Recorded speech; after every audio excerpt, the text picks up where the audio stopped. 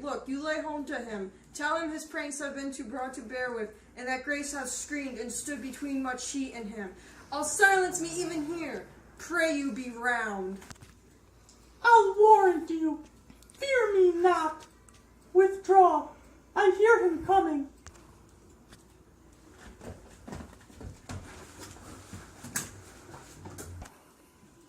Now, mother, what's the matter? Hamlet, thou hast thy father much offended. Mother, you have my father much offended. Come, come. You answer with an idle tongue. Go, go, you question with a wicked tongue. Why, how now, Hamlet? What's the matter now?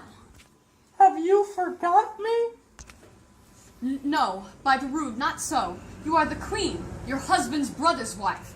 And would it were not so, you are my mother. Nay, then I'll set those to you that can speak. Come, come, and sit you down. You shall not budge. You go not till I set you up a glass where you may see the inmost part of you. What wilt thou do? Thou wilt not murder me. Help! Ho! Whoa-ho, help! How now? Erect! Dead for a ducat, dead! Oh, I am slain! Oh, me! What hast thou done? Nay, I know not. Is it the king? Oh, what a rash and bloody deed is this! A bloody deed, almost as mad, good mother, as a kill a king and marry with his brother. As kill a king? Aye, lady, it was my word. Thou wretched, rash, intruding fool, farewell. I took thee for thy better. Take thy fortune thou findest to be too busy is some danger. Lean of your hands, peace. Sit you down and let me wring your heart, for so I shall if it be made of Bless you. Thank you. Penetrable stuff. If damned custom have not brazed it so, that it be proof and bulwark against sense. What have I done that thou darst wag thy tongue in noise so rude against me?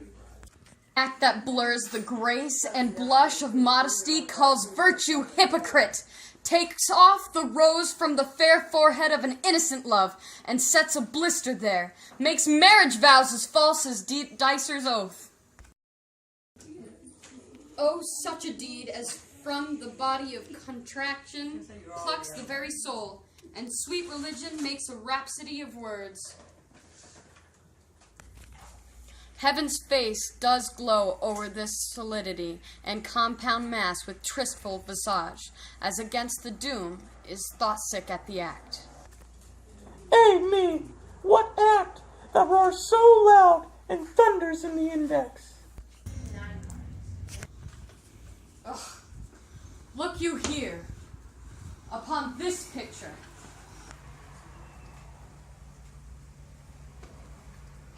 And this one.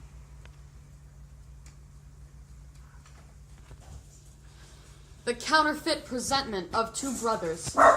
See what a grace was seated on this brow.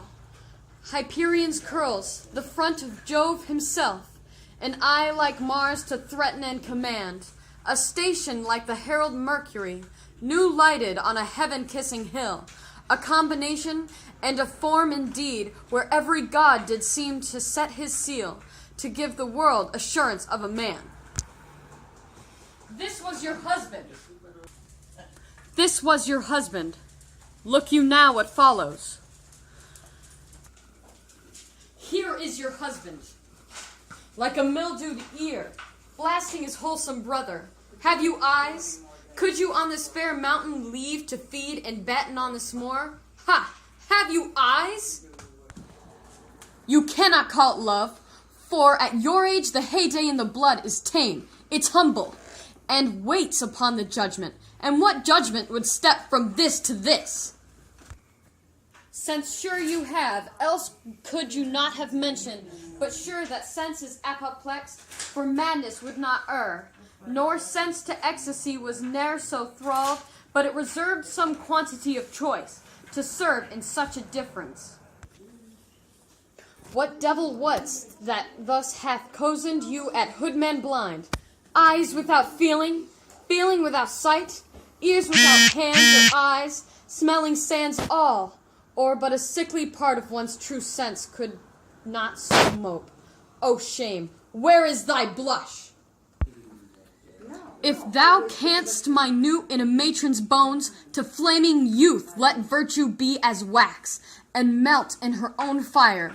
Proclaim no shame when the compulsive ardor gives the charge, since frost itself as actively doth burn, and reason panders will. Oh, Hamlet, speak no more. Thou turnest my eyes into my very soul, and there I see such black and grained spots as will not leave their tint.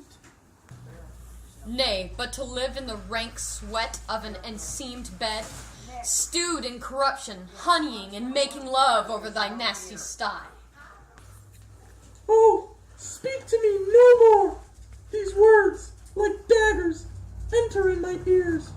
No more, sweet Hamlet.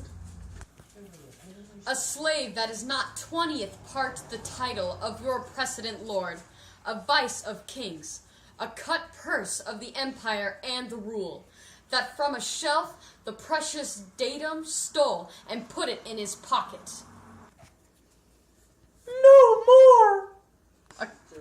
A king of shreds and patches. Save me and hover over me, and save me with your wings, you heavenly guards. What would your gracious figure? Alas, he's mad.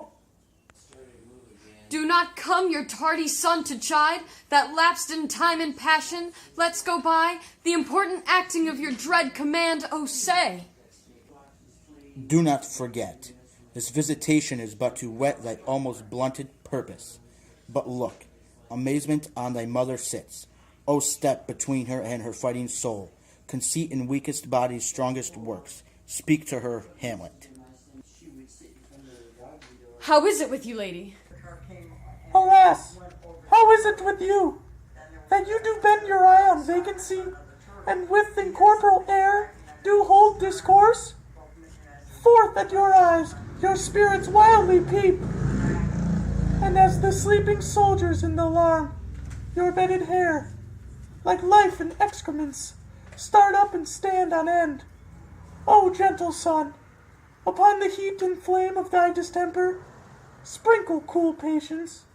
Whereon do you look? On him! On him! Look you how pale he glares, his form and cause conjoined, preaching to stones, would make them capable. Do not look upon me, lest with the piteous action you convert my stern effects. Then what I have to do will want true color, tears perchance for blood. To whom do you speak this? Do you see nothing there? Nothing at all. Yet all that is I see. Nor did you hear nothing? Ourselves. No, nothing but ourselves. Why, look you there. Look how it steals away. My father in his habitat as he lived. Look where he goes even now, out at the portal. This is the very coinage of your brain. This bodiless creation ecstasy is very cunning in. Ecstasy? My pulse as yours doth temperately keep time, and makes as healthful music. It is not madness that I have uttered, bringing me to the test, and I the matter will reword, which madness would gamble from. Mother, for love of grace, lay that not flattering unction to your soul, that not your trespass, but my madness speaks. It will but skin and film the ulcerous place, while ranks corruption, mining all within infects unseen. Confess yourself to heaven, repent what's past, avoid what is to come, and do not spread the compost on the weeds to make them rancor. Forgive me this my virtue, for in the fatness of thy pursy times, virtue itself of vice must pardon beg, yea, curb and woe for leaving to do him good.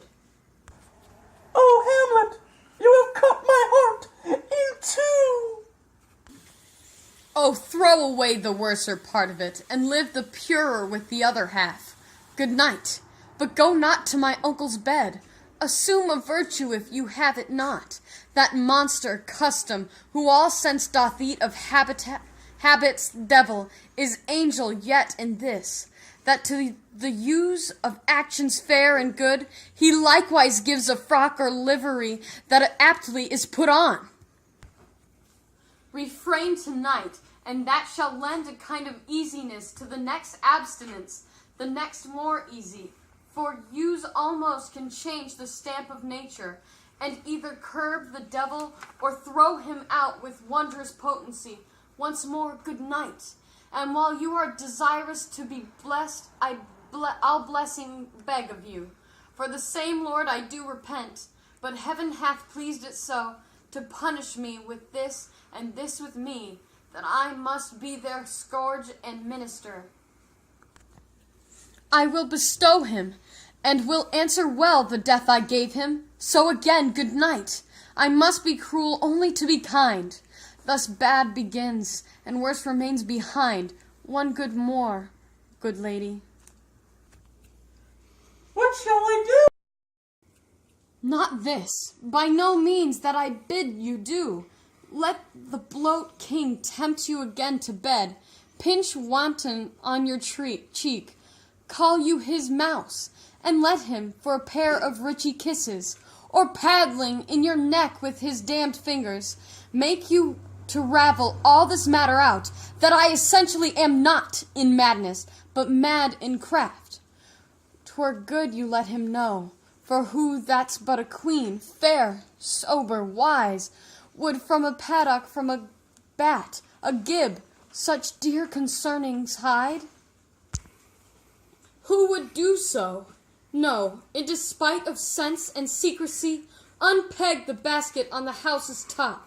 Let the birds fly, and like the famous ape try conclusions in the basket creep, and break your own neck down.